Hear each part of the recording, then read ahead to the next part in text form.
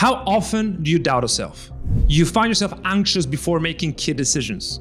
You have thoughts about not having what it takes to succeed, or you're frustrated because your business is not growing fast enough.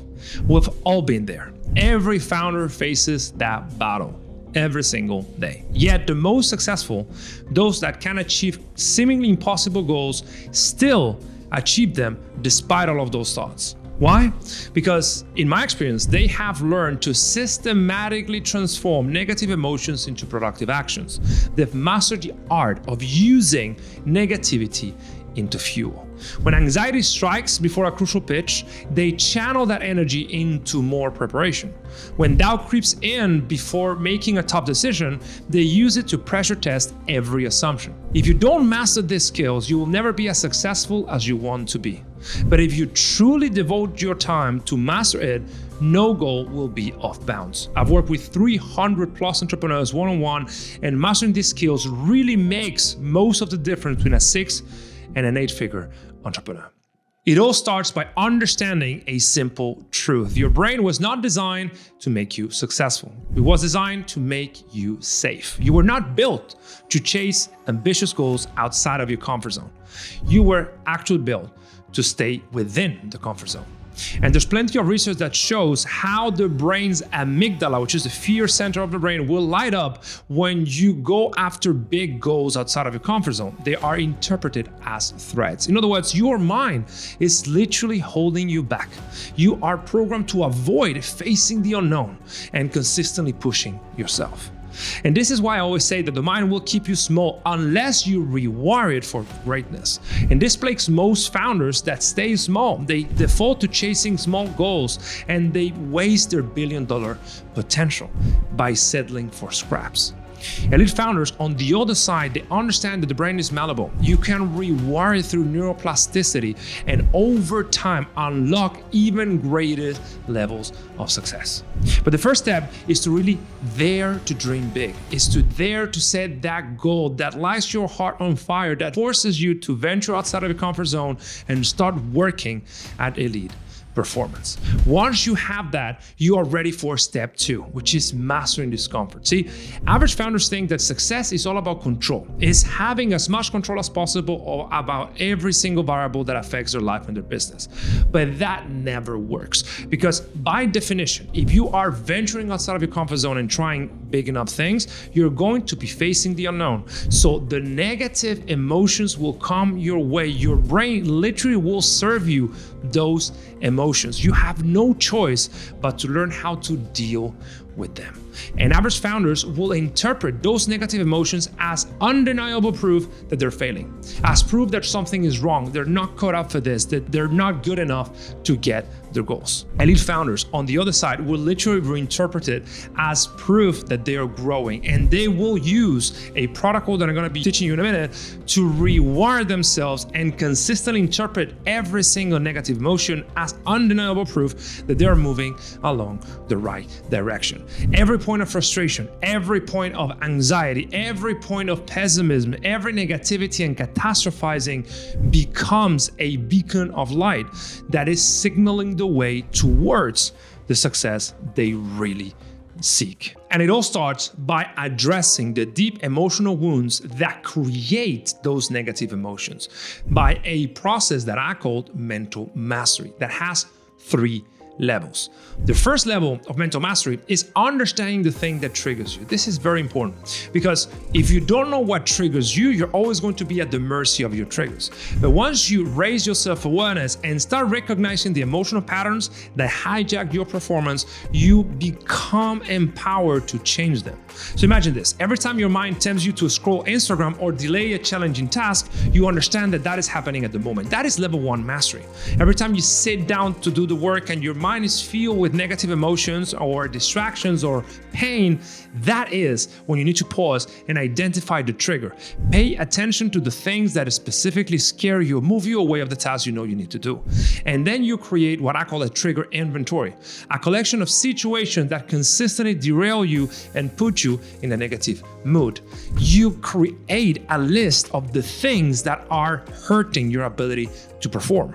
That is level 1. Once you have that, you're ready for level 2, which is about understanding how to transmute that into positive action.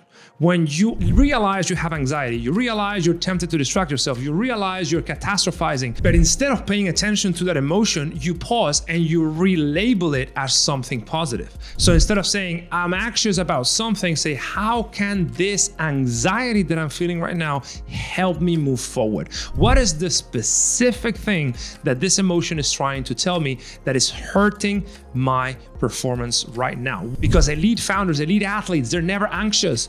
They have worked so hard during their training or every single day in the mundane work during the week that when the big moments came, they're just calm and in control because they have done all the preparation.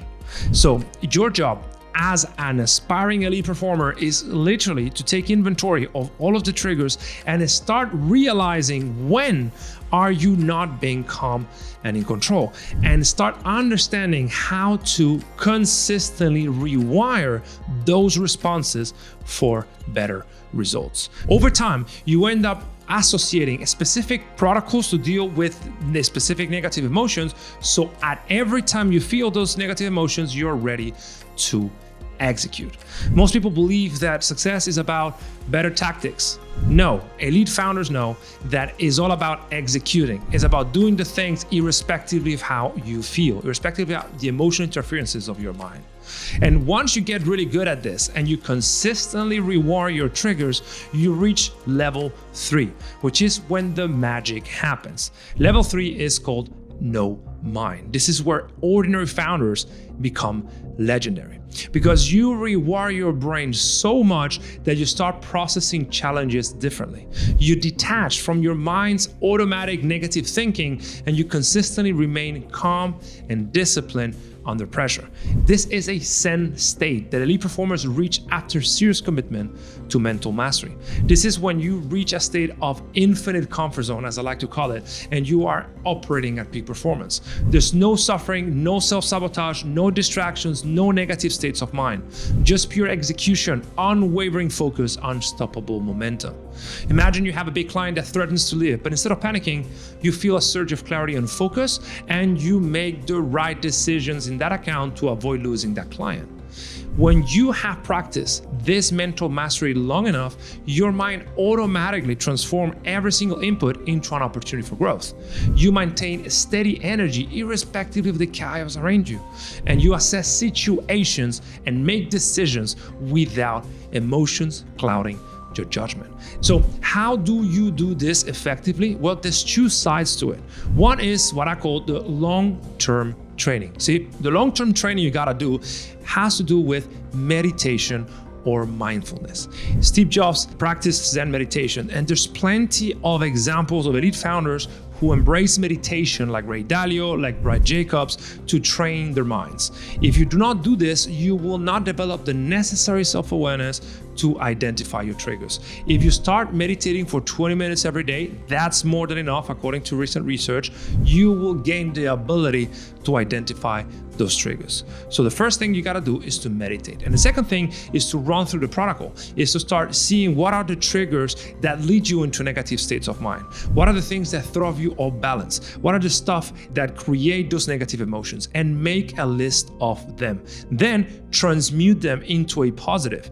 This is what over time leads to that state of no mind in which you are performing at elite level. Even with perfect emotional mastery, there's one final trap that derails even the most Zen-like founders, which is perfectionism. In fact, there's research that proves that perfectionists are 50% more likely to suffer from burnout and procrastination because they overfixate on outcomes.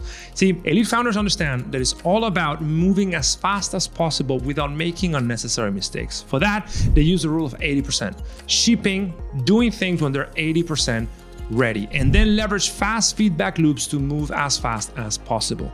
The goal is to have progress over perfection. In essence, achieving impossible goals is not about luck. It's about mastering your mind. It's about consistently learning to make good decisions and leveraging feedback loops without getting emotionally hijacked, without defaulting to easy work, without defaulting to distractions, without falling for the trap of negativity and catastrophizing. This is how elite founders achieve seemingly impossible goals, because business is just one system away.